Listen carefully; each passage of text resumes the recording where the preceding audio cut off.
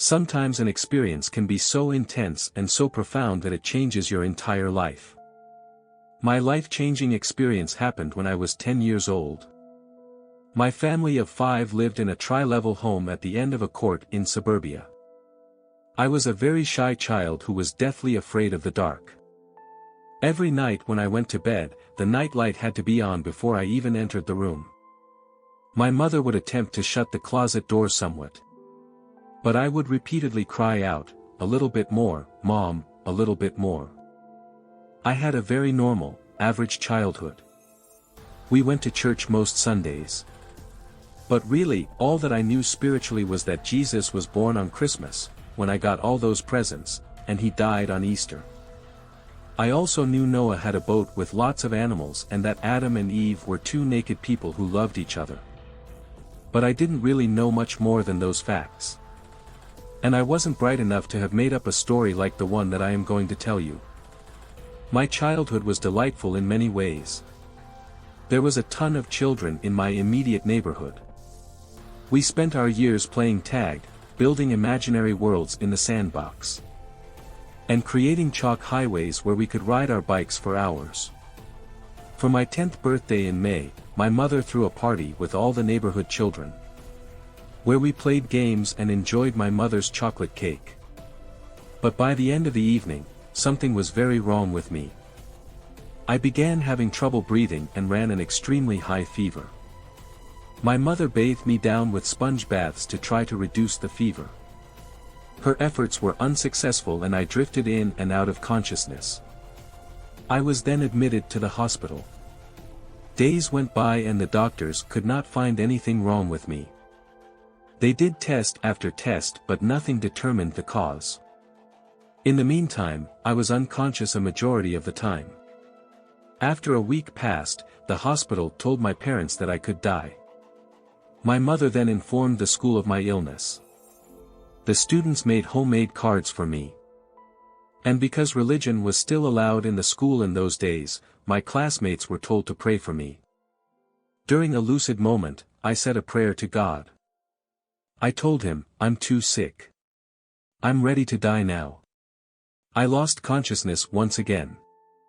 Then, I had an extremely severe pain in my chest. If it had lasted longer, I would have screamed. After just a second, it was gone and I felt wonderful. A golden light surrounded me and I realized how very easy it was to breathe. After basking in the glow, my room began to fade into view. I was still lying in my bed. But in the upper right corner of the ceiling, a bright light appeared. It was very small, but began to grow larger and larger. As the light got closer, I could see that it was a man walking towards me. Finally, after what seemed a long time, he arrived. He was wearing a brown robe and was floating in the air.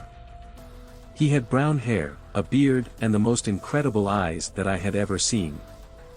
He smiled at me and I smiled back. Then he spoke to me, although we didn't speak with our voices.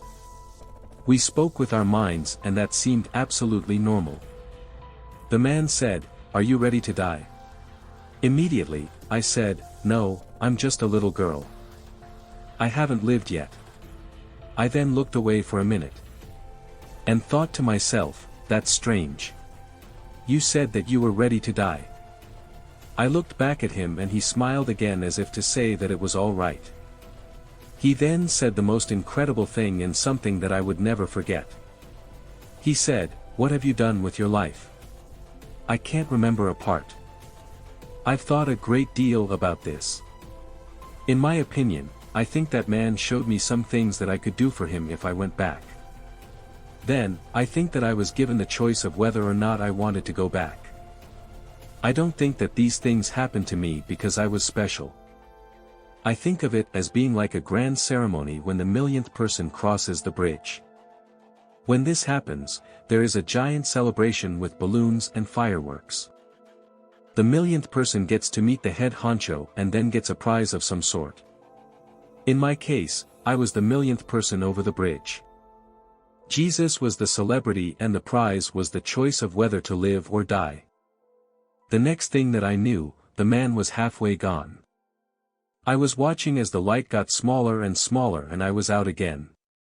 Then, after being unconscious for an undetermined amount of time, I was very much awake. I was standing in the middle of my bed and the light in my bathroom seemed so very bright. I immediately reached over, picked up the phone and dialed my mother. She was shocked to hear my voice. Beth, are you okay? I was very excited. Mom, a man has been to see me and he asked me if I was ready to die. Of course, my mother panicked to hear about an intruder and called the hospital. Suddenly a flood of nurses rushed into the room, flipped on the lights and began looking around frantically. They wanted to know what this man looked like. I told them and their eyes got very large. Then, they wanted to know what he had said. I told them that he had asked if I was ready to die. I then told them his second question, what have you done with your life? As a child, I didn't understand what was happening, but all of the nurses immediately froze in their movements while their eyes began to dart back and forth at each other in a knowing way. The nurses then did additional blood work and took me for yet another X-ray. The next morning, a new flood of people began to arrive. This time, a few priests, ministers and a pair of nuns came to talk to me. They were all armed with notepads and they wanted to hear about the man in the brown robe. After a few days, I was allowed to go home. The hospital had found that I had a severe case of pneumonia. After being invisible on any previous tests, the pneumonia was showing up on every test. It was extremely evident what was killing me. I was still an invalid and it took me 3 months to recover fully from my illness. It was summer and each day, my parents would place me in a hammock under a tree. I think that they thought the fresh air would do me some good. One interesting fact, before my life after death experience, I had been very afraid of the dark. As soon as I got home, I wasn't afraid anymore. I would go upstairs in the darkness. I didn't even need a nightlight. The intense fear had left me. I wasn't afraid of insects either, and would let them crawl on my hands. About 6 months later, I went to talk to my mother about my experience. You know, Mom, I think that I know who the man in the brown robe was, I said. Who? My mom asked in surprise. It was Jesus, I said. I think so too, she replied.